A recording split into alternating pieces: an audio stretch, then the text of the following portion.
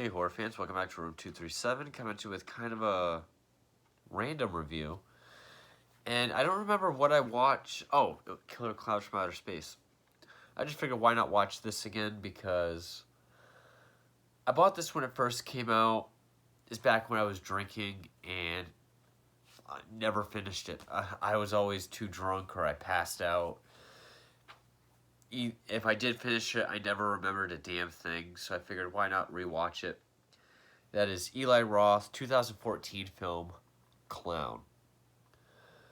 Which, the only thing Eli Roth about this is that he's the producer. He didn't write it, he didn't direct it. Pretty much just the producer, but they're selling it as an Eli Roth film. Where this came out of was there was a fan film or a fan-made trailer called Clown, about a dad who dresses up like a clown for his son's birthday, and it starts taking over him and he becomes an evil clown. And it said from the master of horror, Eli Roth. So people were calling Eli Roth saying, hey, congratulations on the new movie, looks really scary. He had no idea what they were talking about. Then he looked it up, he saw it, he thought it actually looked really cool. He contacted the guys who made it and was like, if you're serious about it, I'll do whatever I can do to help, but yeah, let's get it made. And it was kind of rocky. I remember it kept getting pushed back and pushed back. Like, I remember hearing about this back in like 2012 or 13. But then it finally came out. And yeah, again, just produced it. That's all he had to do with it. The premise, however, is very similar to a segment in a very shitty anthology horror film that I redboxed years ago called Scary or Die, in which one segment, an older brother is bitten by this demonic party clown at his younger brother's birthday, starts turning into one, and preying on children.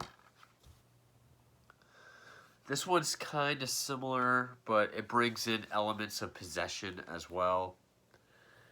And as I've said before in my Killer Clowns from Outer Space video, I'm not a fan of clown movies. I think they're overrated.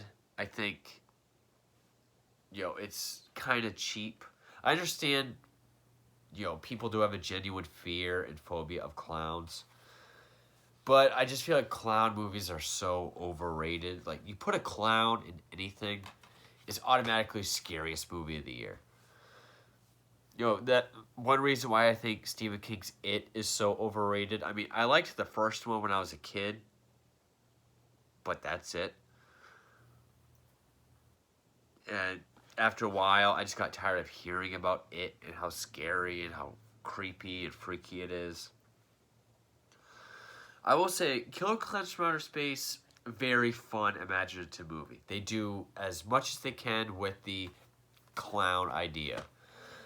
Doing stuff with pies, balloon animals, capturing people with cotton candy. They really do stuff with it. Really like the movie Stitches. It's like one of those Renaissance throwback 80s slashers.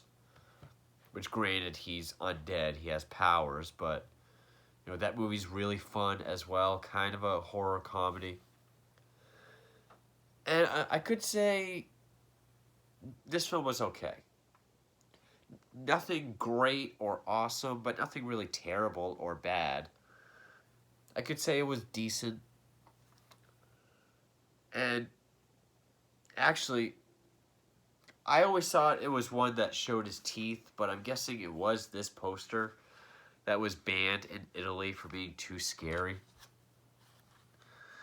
But yeah, directed by John Watts, who also wrote the film with Christopher Ford. Stars Laura Allen, Andy Powers, and Peter Stormare, who I really like Peter Stormare. Always plays a good villain, has a good presence to him, good, cool Swedish accent. He played Satan in Constantine. He was the asshole guy in Jurassic Park: The Lost World, German nihilist in Big Lebowski, the mute kidnapper, I can't remember his name, in Fargo.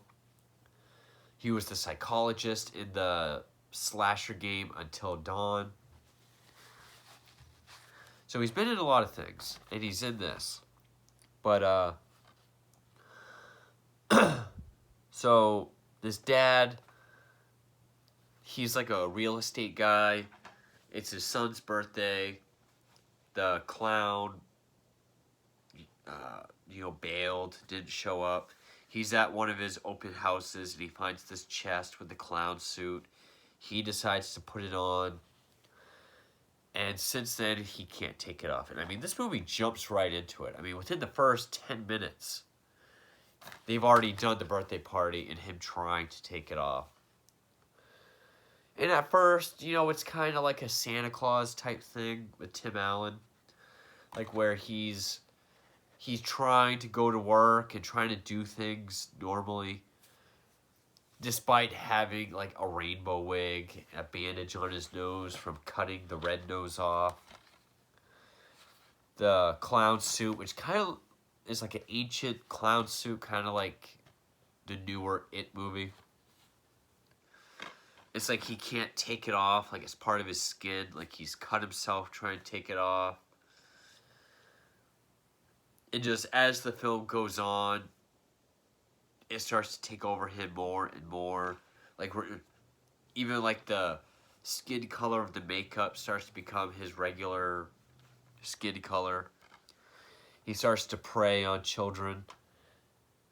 And this movie goes for it. You see him kill kids.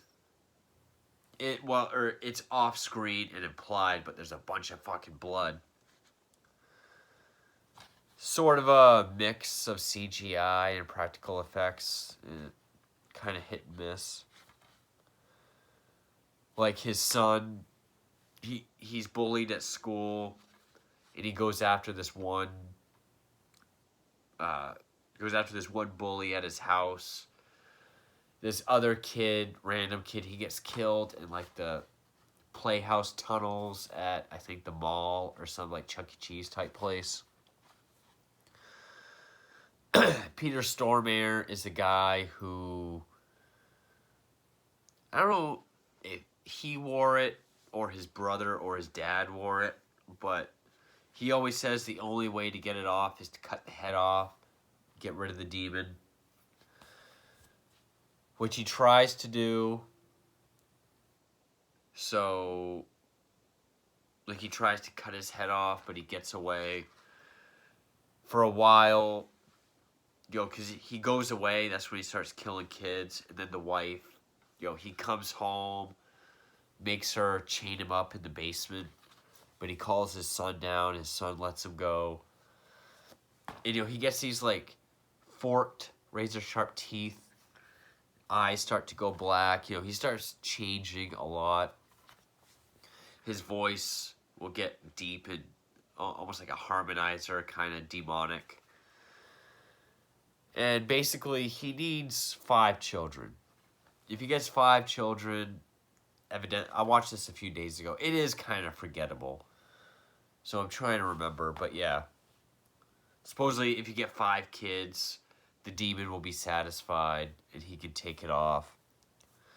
To which point, the mother even gets a kid, drives her out to some place out in the woods. She gets out of the car and locks it to let the husband eat her. But she gets second thoughts, lets her back in, or is going to, but then a cop pulls up. And the girl goes with the cop. I don't even remember how it ends. I mean, even though I enjoyed the film, or enjoy it enough to keep watching it, it is kind of forgettable.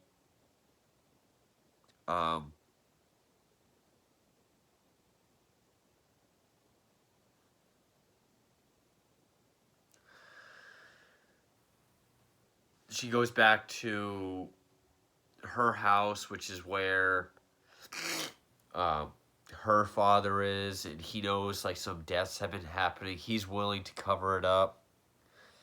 But the clown, or I can't remember how they were pronouncing it, but it's spelled CLO with the Motley Crue dots, YNE, kills his father-in-law by ripping his jaw off.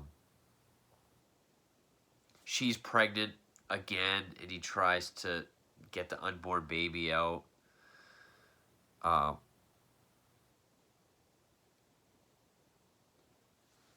She starts cutting to his neck, then hits his head off with a hammer.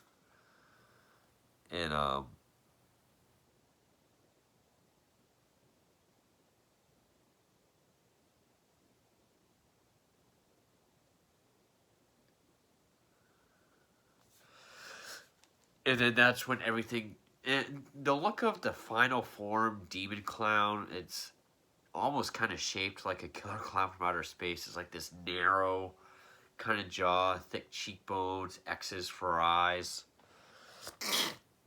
And then once the head is severed, we see that all looks away, and the suit kind of, you can see, is now loose. And during his autopsy, they take the wig and the suit, and it's folded and put away somewhere. So it's not like Evil won, but it wasn't a happy ending. Yeah, I kind of went through this kind of fast. There's not a whole lot to say about it. It really is just a dad trying to do something nice for his son, but the suit has this demon attached to it that will overtake him over time, turning him into this demonic clown that will go after children. As far as that goes, it's nothing really original that we've seen as far as clown horror movies go. I mean, okay, demonic clown going after children. At least I could say Killer Clowns from Outer Space and Stitches has somewhat of an original plot. One is a invasion movie, the other one's a slasher, like a revenge slasher. They were kind of going for, because they said, what's the thing that scares kids the most? Clowns. What kind of story did they want to tell? Well, they really liked the sort of gradual, what will he look like next, kind of deterioration story of like The Fly. So I guess it's like that, sort of a typical phobia mixed with The Fly and like your regular clown movie. I mean, as far as putting on a suit or even turning into like a were-clown as the film goes on, way better than the segment on Scary or Die.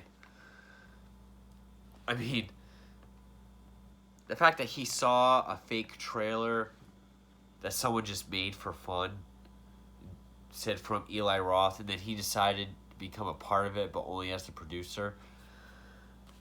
I'm sure people have said, hey, where's Thanksgiving? When can we get Thanksgiving? As part of his Grindhouse fake trailer.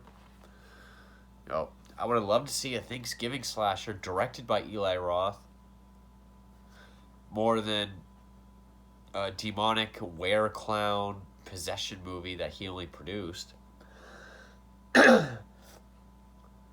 But sort of like The Fly, the main character is someone that you care about to an extent. Granted, we only get to see him normal for like 5 minutes or so before the ball gets rolling. But we do get the idea that, of course, he doesn't want to kill people. He doesn't want to hunt and eat kids. So we pretty much just get to see this great evil take over him and him succumb to it.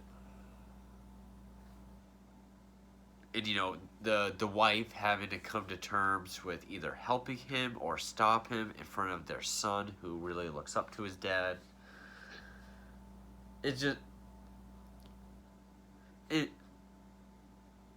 I guess it's just one of those movies where it's interesting while while you're watching it, but it's quickly and easily forgettable. But if you ever go back to watch it, it's good enough to want to keep watching. But it's not one that you would probably say, at least in my opinion, like, oh yeah, that's a really great clown movie, or that's a really, you know, great movie from that year, or whatever. I would say it's one of the better clown movies that I've seen. I do like it better than 1990s It or both chapters of the new It. Don't like it as much as Killer Clowns or Stitches, but yeah, it is forgettable. It is way better than the segment with pretty much the same plot in Scary or Die, but that was just a piece of shit anthology anyway. But yeah, it really straightforward, not much to say about it, and it's forgettable. But that is 2014's Clown. But yeah, it is kind of deceiving saying from the master of terror, Eli Roth, when he really had no creative input. Like, he didn't write it, he didn't direct it, he pretty much just produced it. Like, he just helped it get made. So that's just like a cheap marketing ploy, kind of like what they did with Hostel by saying Quentin Tarantino presents, which, I mean, Hostel is not a Tarantino movie. This is not an Eli Roth movie. But yeah, not bad in any sense, but good while you're watching it. Almost immediately forgetful, but better than most clown movies, especially ones that people, the more popular ones. But yeah, Clown. Thank you for watching.